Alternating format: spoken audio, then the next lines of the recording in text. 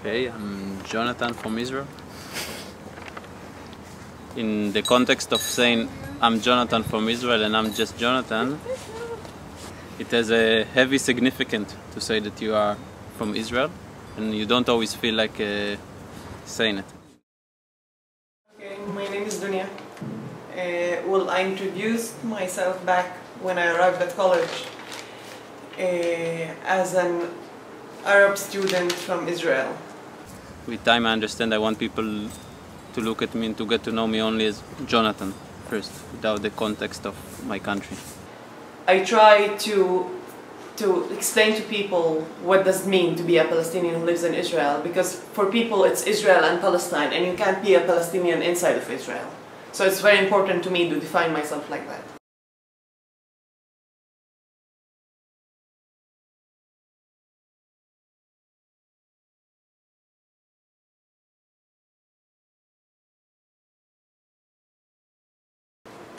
To me, because we're a minority as Palestinians, we deal a lot with Jewish Israelis. So he wasn't the first Israeli or like a young Israeli that I met or dealt with. And knowing that Dunya will come, that she's an Arab Israeli, or now it's more correctly to say a Palestinian with the Israeli citizenship, I was really afraid. I thought, wow, now I'll really be the only Jew, you know, the only one that will have to carry this weight. So I remember when they told me that I was accepted and my scholarship is from RCN, from Norway, the college in Norway. They gave him the phone number to call me. And it was such an awkward conversation because he was so confused and nervous. Because for him, I'm his first year from Israel, but I have like an Arabic name. So he wasn't sure when he called actually if I'm an Arab or a Jew. So it was weird in the beginning. And it's strange, I remember even calling her, and I called her, and I asked her, and she said, no, I'm not an Arab. It's really strange, maybe she was afraid from my question. So she said no, but I was really, really nervous before she came. And then I met her at summer. And I remember that I really liked her. Like suddenly my fears faded away, and immediately I had this affection to her. He was really eager, like, to learn and to be a good second year in the beginning, and then the friendship, like the personal relation, grew more over the time. Until today, I say she's one of the bigger gifts I got from college. Getting to know Dunya and having a close relationship with the Palestinian. I graduated 10 years ago and we ended up good friends. That the friendship is still going on till now. I left to the college in a period of a lot of terrorist attacks. At that time there was a lot of fear and hate, and I thought, wow, they really want to kill me. And it was really them. There was this group, the Arabs, you know, it was all like one face, this general group of an Arabs, before I left to college.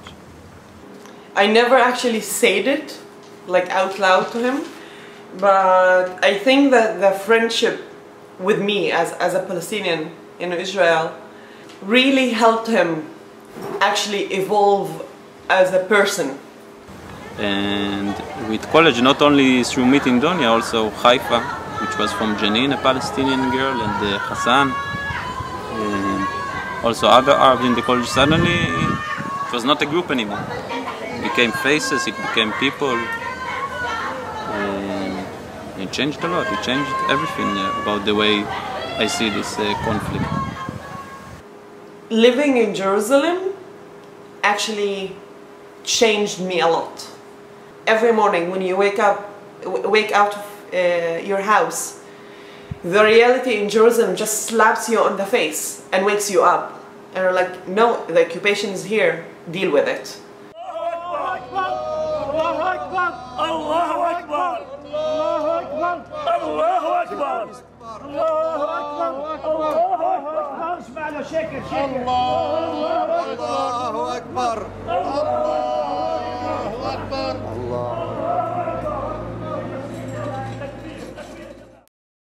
The occupation for me started in '48, like with the establishment of Israel.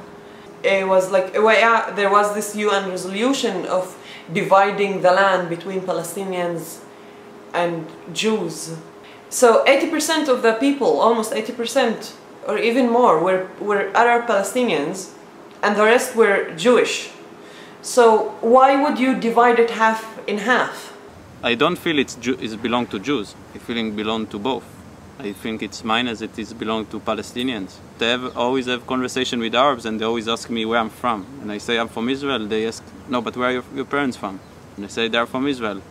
And then they ask, but where are your grandparents from? And then I say, from Poland, from where they come from. And they say, so not really from here.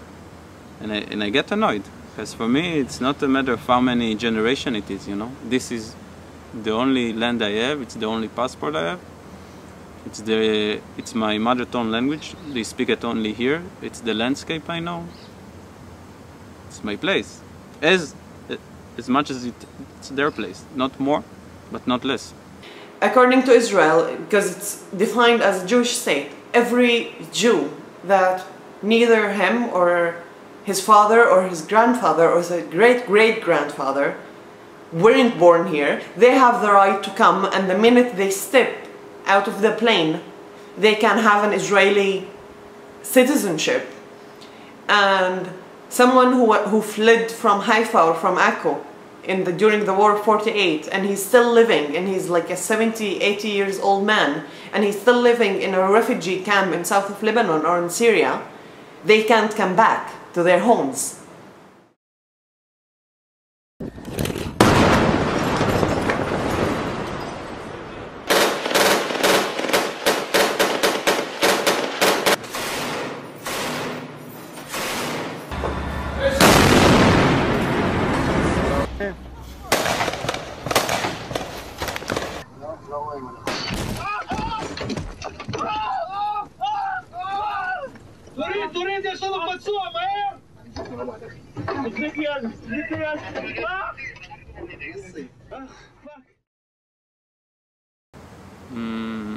I'm against this war. I think it will not lead us to any good. Both sides are acting in an irresponsible way. I don't believe you can get security for Israel in a violent way, and I don't believe you can fight occupation and change the Palestinian reality in a violent way. And I think both are wrong.